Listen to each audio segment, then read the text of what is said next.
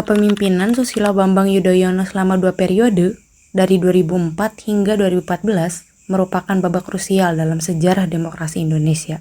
Menjabat di masa transisi yang penuh tantangan, SBY harus menyeimbangkan antara pemulihan ekonomi pasca krisis dengan tuntutan masyarakat yang ingin pemerintahan lebih transparan. Di tengah derasnya arus informasi dan dinamika sosial yang tajam, beliau muncul dengan gaya kepemimpinan yang berupaya menjembatani berbagai perbedaan melalui pendekatan yang lebih tenang dan terukur. Oke, kita mulai ya. Jadi di tugas kali ini ada pembagian tugasnya. Pembagian tugasnya ada 3. Ada tim teknis, tim presentasi, sama tim riset.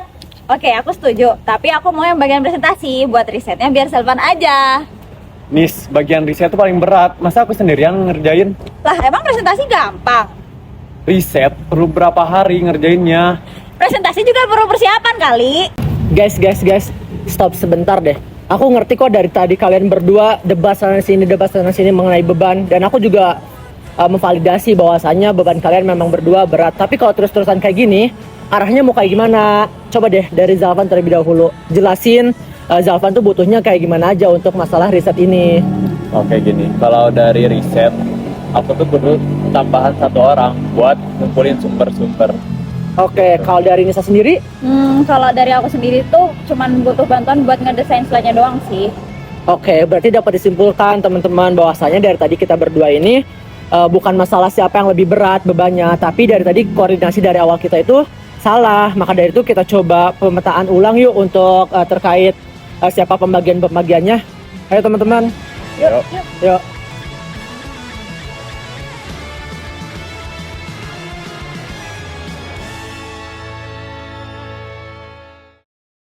Satu hal yang paling diingat dari SBY adalah pembawaannya yang tenang, bahkan saat situasi politik sedang memanas.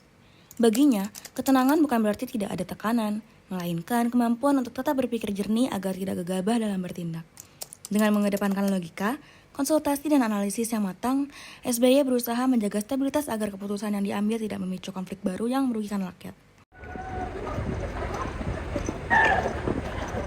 Ardi. Ada apa guys? Ada yang mau kita omongin. Sambil duduk aja nggak sih? Boleh? Gimana nih? Nah, tadi tuh aku merasa kalau penentuan keputusan itu terlalu cepat.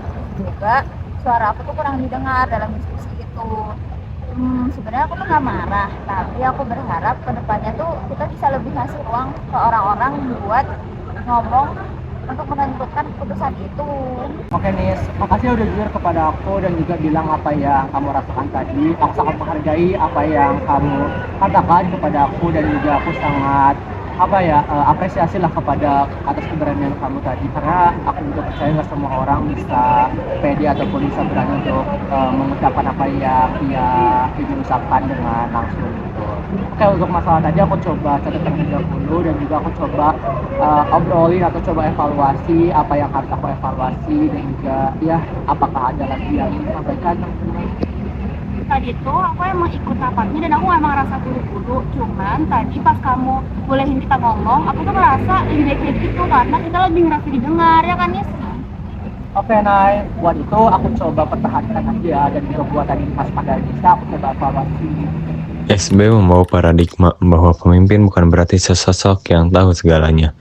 Beliau justru menjadikan aspirasi masyarakat sebagai kompas utama dalam menjalankan roda pemerintahan. Lewat berbagai dialog langsung dengan kelompok warga, SBY menunjukkan bahwa kritik bukanlah gangguan, melainkan cermin untuk memperbaiki diri. Keterbukaan ini penting agar setiap kebijakan yang diambil benar-benar menjawab kebutuhan real di lapangan, bukan sekedar janji di atas kertas.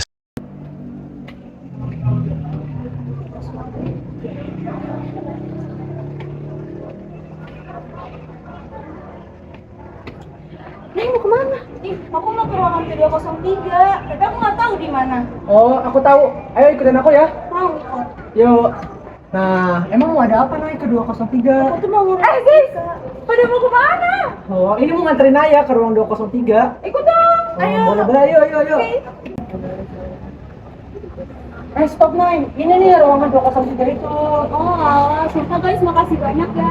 Kalau nggak ada kalian, aku nggak tahu dia bakal nyasar kemana.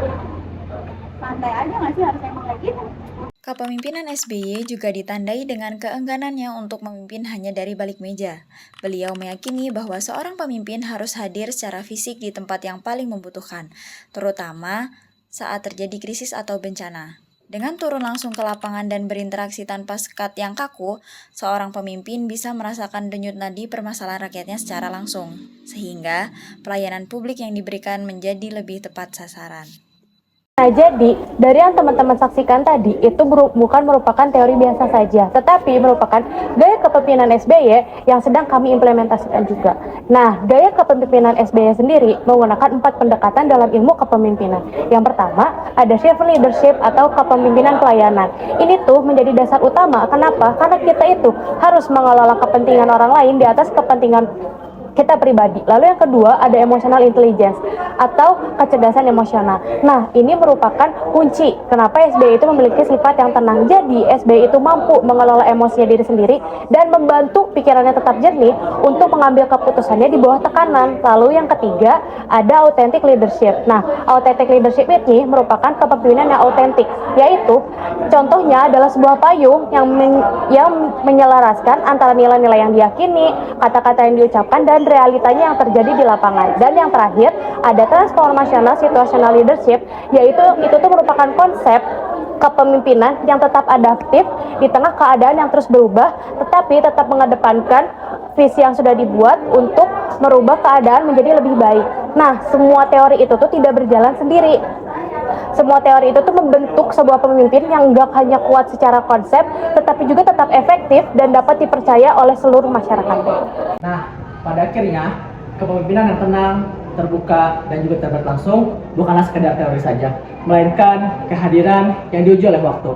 Presiden Susilo Bambang Yudhoyono mengatakan efektivitas kepemimpinan dimulai dari kerendahan hati yang tetap tenang dan juga tetap terbuka, dan juga keberanian yang tetap tenang ketika sedang berada di bawah tekanan.